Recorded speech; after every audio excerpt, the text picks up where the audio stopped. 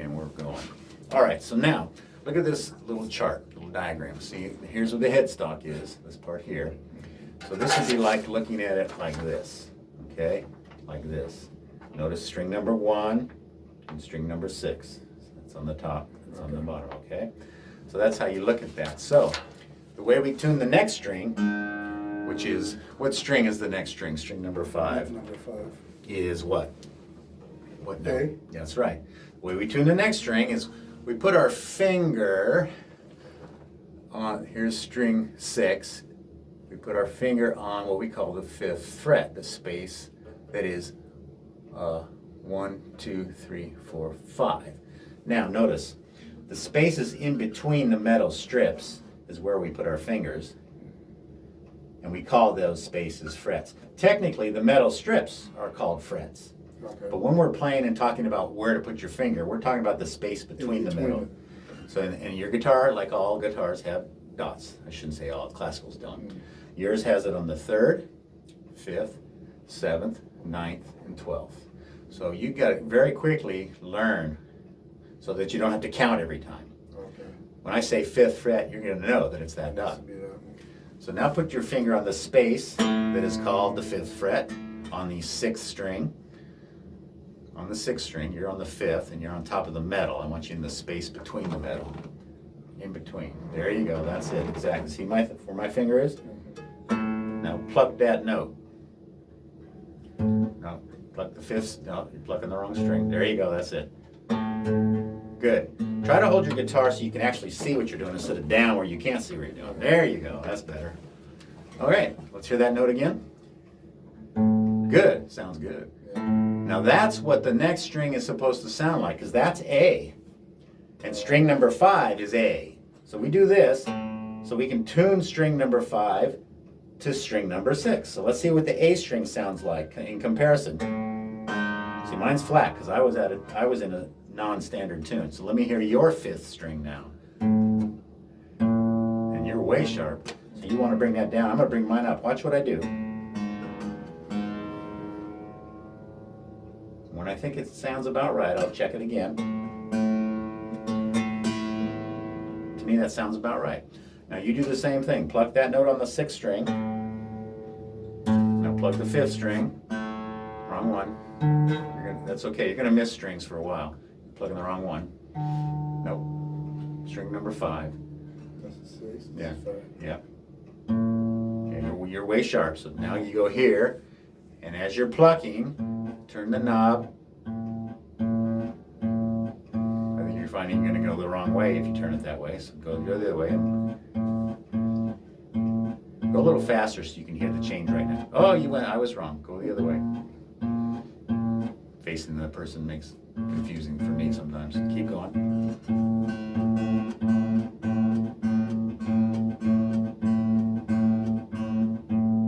Still a bit sharp. Keep coming. That's about good. Now, that sounds good to me. Go back to the 5th fret on the 6th string. Plug that note. Now plug the 5th string. Sound about the same? All right.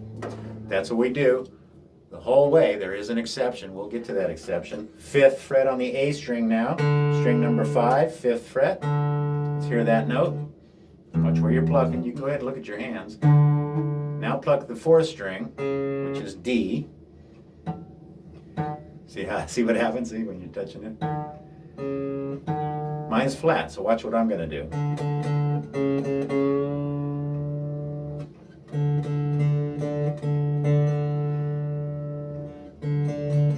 Okay, I think I'm good. So you do the same. Let's hear your 5th fret on the A string, which is D, and see how it compares to the D string. Do that now.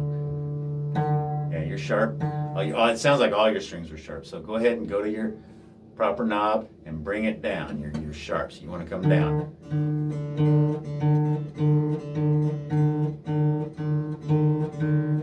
I think you're going the wrong way. Let's find out. There we go. Now you went too far, so come back. But this is how you learn. Still flat. Keep going.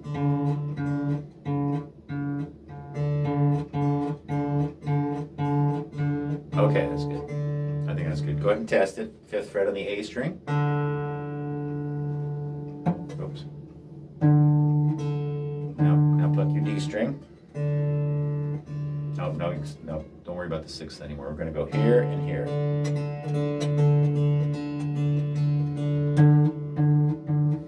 You're also pulling on it, which is causing a bend, which will bring it out of tune a bit, so that's better. Now play the D string. See how it sounds? Nope, now you're plucking the wrong string. Watch what you're doing. Pluck the D string, which is string number 4. There you go. How's that sound compared to the 5th fret of the A string? How's it sound? Put your finger on the 5th fret of the A string. There you go. In between the frets, in between the metal. There you go.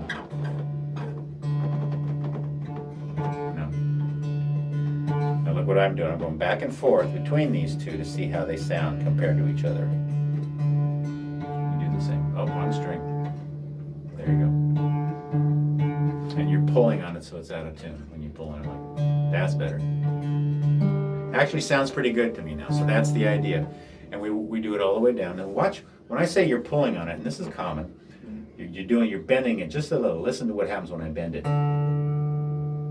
See what happens? Now a completely different note.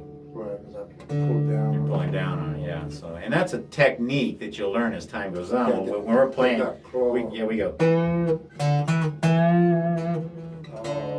But we want to just come straight down onto the note to make sure it's the right note. Now we're D strings in tune. We do the same thing. We put our finger on the 5th fret of the D string. Hear that note? 5th fret of the D string. Let's see you do the same. 5th fret, which is what dot? What dot is the 5th fret on your guitar? Nope. 5th fret. Now come down to the D string. You're on the A string. There you go. Pluck that note, please. Now pluck the open G string, which is below, and I'm out of tune. Watch what I do.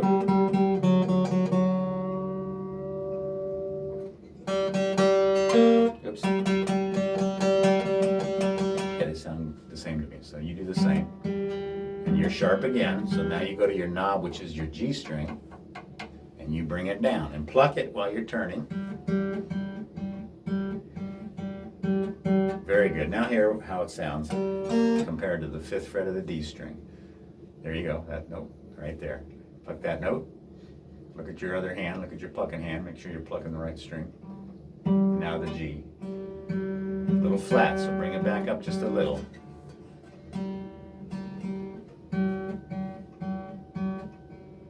I think you're still going the wrong way. Try the other way.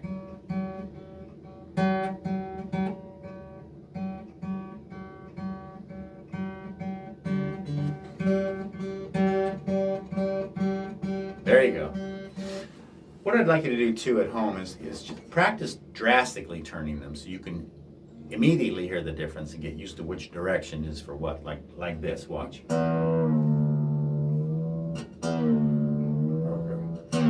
used to that. Right.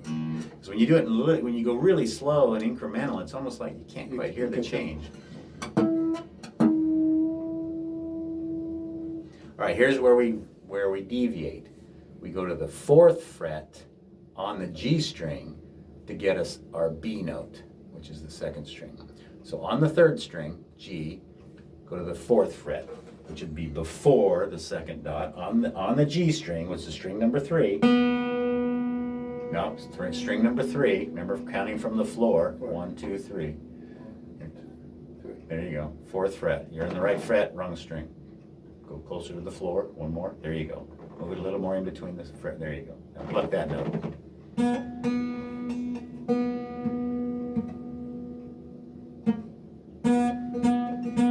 Okay, and that's what your B string should sound like. Mine's flat again, because I had a non-standard tuning. Now I'm in tune. See how I do the both at the same time to compare? Okay, your turn. Let's hear that. And then the string, and the string down. And you're sharp again, so go to your knob for your B string and bring it down and pluck while you're doing it. Wrong way.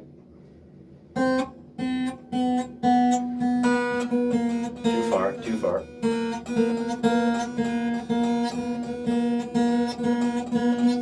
There. Now try that. 4th fret of G string, 4th fret of the G string.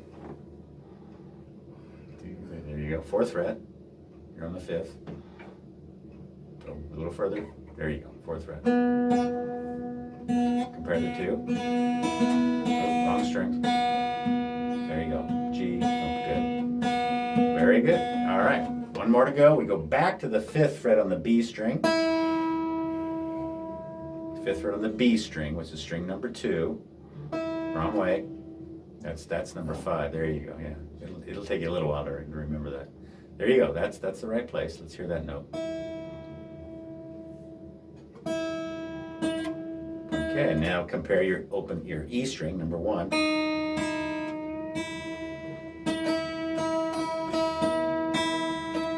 Again, you're a little sharp, so bring that E string, which is this knob here, bring that down. Wrong way. Too far, come back. There you go. All right, pretty much in tune. Let's hear them all. Okay, that's to it. And this is, you're keeping this. This is the diagram that shows you how. If you have a keyboard at home, it also tells you where the notes are on the keyboard, piano or electronic. But I recommend you get it on your phone, or I have them, but I don't use it for this guitar, but I have one that clips onto the headstock.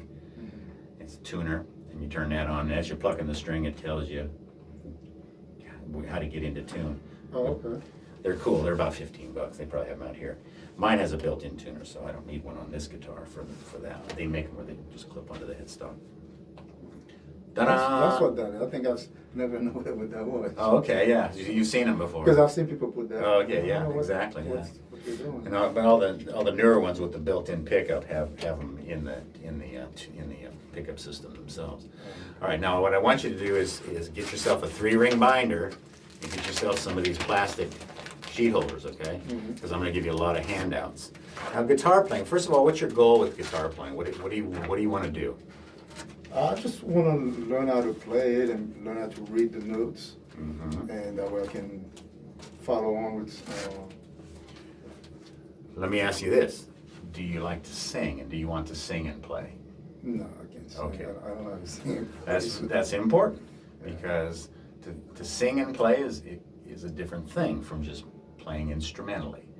You'll either accompany other players, or you'll learn to play things instrumentally. By that I mean things like this.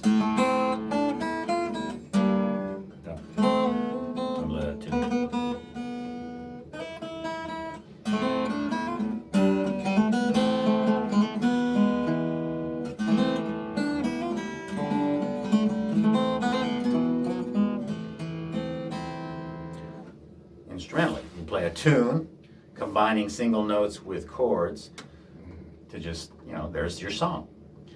But chords are just a combination of strings played together. And when a person is singing and strumming, he's not necessarily playing the melody at the same time. He's singing the melody over the top of the chords. Like Jimmy Buffett's Margaritaville. Nibbling on sponge cake. And all I'm doing is strumming the chords. I'm not playing the melody with my hands. The melody is my singing. So I'm just strumming chords and singing over the top. So there's kind of 2 different styles. Now there's also the guy who wants to become a rock guitarist. I don't know what kind of music do you want to play? Just right now it's just the gospel.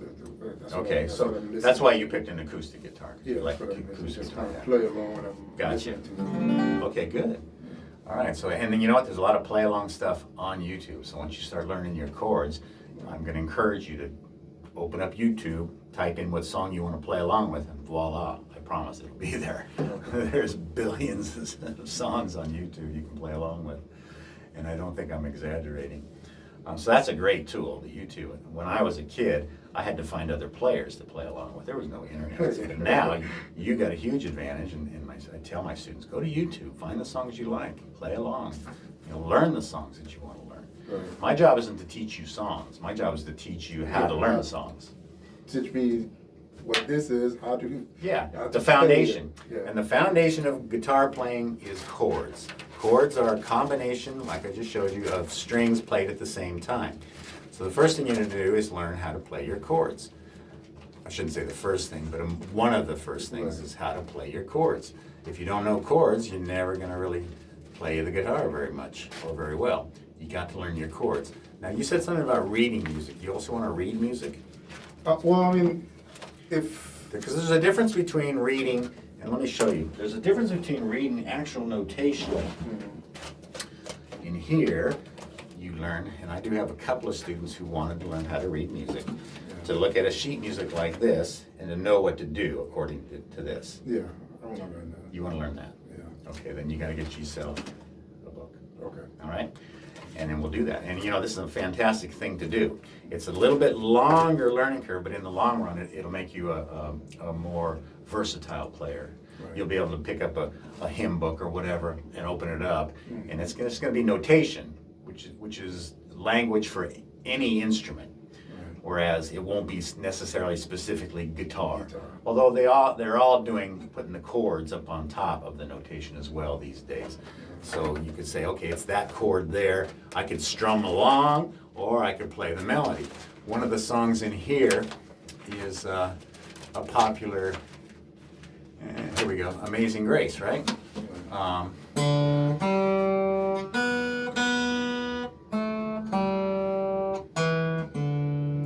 know that one? Yeah. Well, You've heard it. Yeah, I've heard it, and that's the kind of stuff that I want to do. That way I can sit down in the afternoon and can just. And I just played the notes, the single notes, because I know what that's saying. But if I wanted to sing it, I would do this. Amazing grace, how sweet the sound. And I would strum the chords. Notice they're telling me what chords to play, and I know how the melody goes, so I can sing it while I'm reading the words. But you can also do this.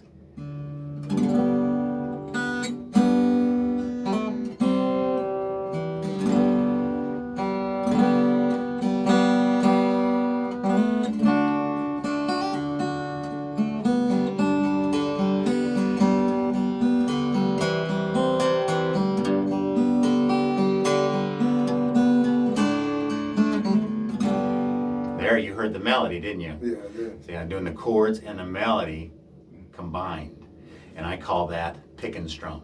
And when we get into this book, that's what I show you how to do. I show you how to pick out the notes, but strum the chords occasionally. And the neat thing about that is you don't always have to pick every single note in the melody because the listener is hearing it without you necessarily picking it. You know, I can skip some of these notes, individual melody notes, and you'll still hear the song. You'll know what's going on in your head. So I really enjoy what I call the pick and strum technique, and that just what that does is it lays a foundation for you to do that with any song you want to do. You can get to where if a lot of guitar music online is just the lyrics and the chords, but if you know how the melody goes, if you see the chords, you can pick the melody out of the chords, and you can play it without singing it, like I just did there. So good. I want you to get this book. I think they have it up here. Or you can find it online if you want to take a picture with your phone. Either way. Yeah. And we're gonna do something right now for you to work on for next week. If you decide to come back. I know you just paid for today to see if you even like me. And to see if I even like you. And take a picture of this cover. Got it? And then let's see if they have it up front. If they don't, then you can get it on Amazon for not very much at all. I know for a fact. So, but today I'm going to give you something to go home and work on. And it's very important to learn what I call scales. Scales, or not what I call scales, what are called scales, because you get familiar with the fretboard, and it improves your dexterity. Excuse me. When you get the book, we'll look at this. In the back, they have the basic chords to start working on. Okay.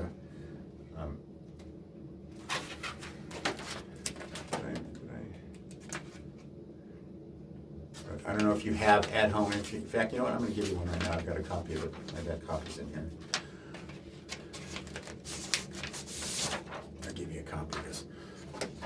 at the beginning, there's some real easy ones. They're just one finger chords, right? And they're called power chords. We only play a couple strings. Let me show you how this works. This dark line is the nut. This is the nut. See, look at turn your guitar so you can see it. That's the nut. This is the nut. I'm going to draw a headstock on this one so you know how the guitar is laid out on this thing, okay? It's like that. So it's just like that. Just like I showed you with that. Okay. Okay, so strings number 1 and 6. What's the name of string number 1? 1 is E. What's the string number 2? B. What's string number 3? G. String number 4? D. String number 5? A. Thank you. And string number 6? E. E again. Okay. I did that for you. And this tells you where to put your fingers to make chords. Start with these easy ones here. But notice the little X's? Don't play those strings. These are just 2-string chords. See the O? That means open string. Open strings mean you're not putting any fingers on it. Okay. Let me show you how to play those 3 chords at the bottom. E5 is 2nd fret, 5th string, just like this. And I like to use the corresponding fingers. 1st finger, 1st fret, 2nd finger, 2nd fret, 3rd finger, 3rd fret. So I'm going to play this chord, E5, just 2 strings. I can do it like this, or I can do it like this. But no other strings, just those 2. Okay? At A5, take a look at that diagram. A5, I'm going to play an open 5th string and 2nd fret on the 4th string. D5 is 2nd fret on the G string and an open D string. Just like it says there. Now see the little tiny number inside? Yeah. They're recommending those fingers, but I'm not. I want you to use corresponding fingers to frets, and we'll get into that a little bit later on. There's some other easy ones too you can work on at home. The E minor, E7, even E is pretty easy to start with. A minor, that's pretty easy. A7, those are fairly easy chords. Those are the finger placements? Those are the finger placements. Notice that all 3 are in the 2nd fret on those 3 strings. Strings 2, 3, and 4, they get really crowded. Anyway, that's it for today. Take that home and practice tuning and practice those simple chords. Get you a 3 and get this book and a 3-ring binder. And then I got somebody